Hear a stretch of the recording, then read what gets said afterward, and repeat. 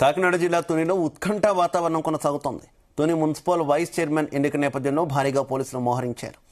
నిన్నటి ఘటనల నేపథ్యంలో పోలీసులు ముందస్తు చర్యలు చేపట్టారు. మరోవైపు వైసీపీ చలో తుని అంటూ పిలుపునిచ్చింది. ఇక మాజీ మంత్రి వైసీపీ కాకినాడ జిల్లా అధ్యక్షుడు దాడిశెట్టి రాజాపై తునిలో 2 కేసులు నమోదయ్యాయి. టీడీపీ నాయకులపై దాడి, కౌన్సిల్ సభ్యులు నిర్బంధించినందుకు మరో కేసు నమోదు చేశారు.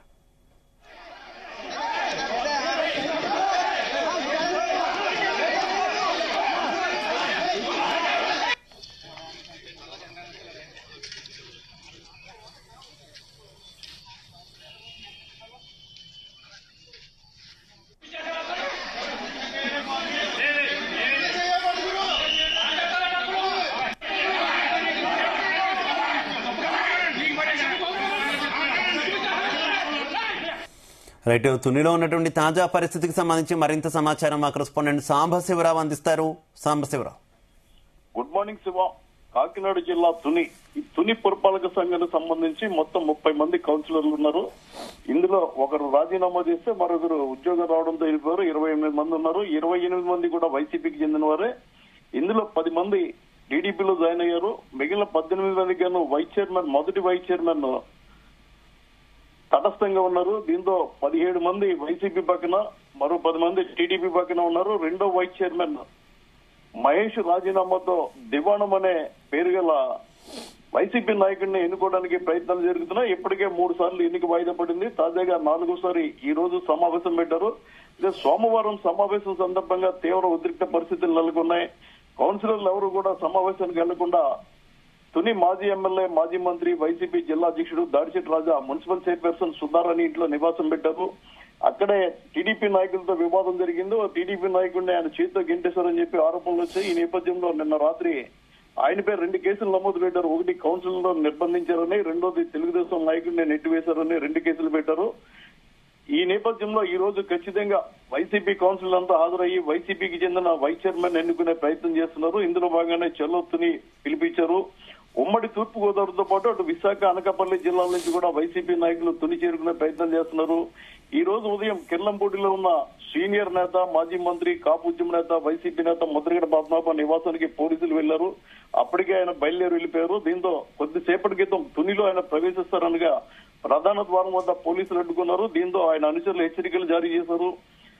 మమ్మల్ని ఇంటి దగ్గర అడ్డుకోలేదు, ఇక్కడికి వచ్చిన తర్వాత అడ్డుకుంటున్నారు కాబట్టి మమ్మల్ని లోనికి వెళ్ళనివ్వండి, లేదంటే హైవే దిగ్బంధం చేస్తామని హెచ్చరించడం జరిగింది. గతంలో కూడా కాపు ఉద్యమం సందర్భంగా ముద్రగడ సమావేశంలో మాట్లాడుతూనే హఠాత్తుగా అక్కడి నుంచి లేచి వెళ్లి రైల్వే ట్రాక్ మీద కూర్చోవడం, అక్కడ ఒక ట్రైన్ ను దగ్ధం చేసిన సంఘటన జరిగింది. ఇలాంటి నేపథ్యంలో ఆయన అనుచరులు తిరిగి హైవే దిగ్బంధం చేస్తామని హెచ్చరించడంతో పోలీసులు మల్లగుల్లాలు పడుతున్నారు.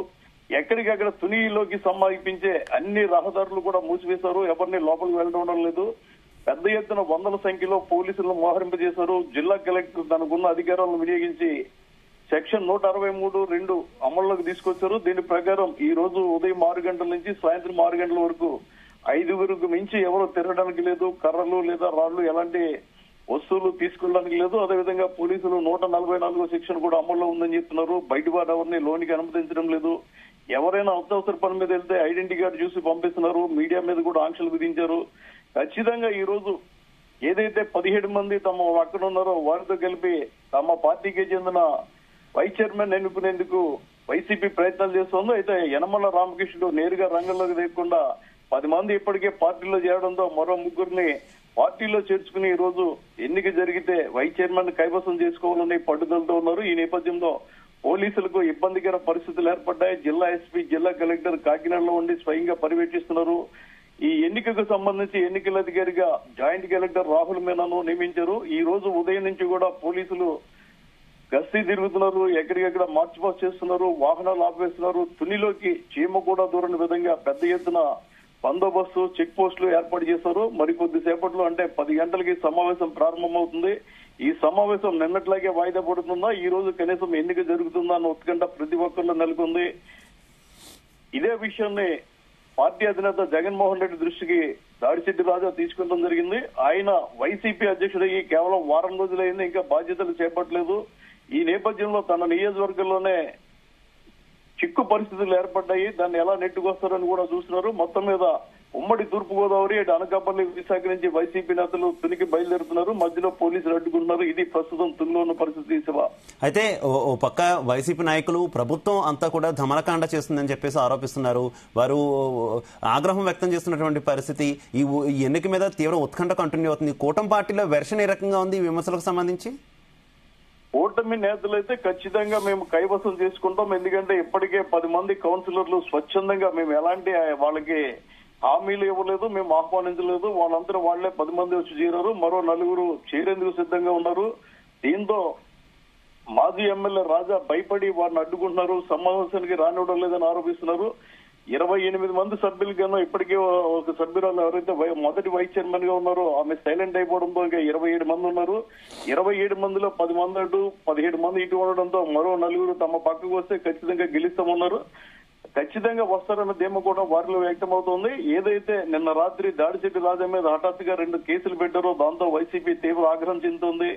కేవలం పోలీసులతో భయపెట్టి మున్సిపాలిటీని కైవసం చేసుకునే ప్రయత్నాలు చేస్తున్నారన్న ఆరోపణలు వైసీపీ నాయకులు చేస్తున్నారు Shiva. Right, okay, thank you.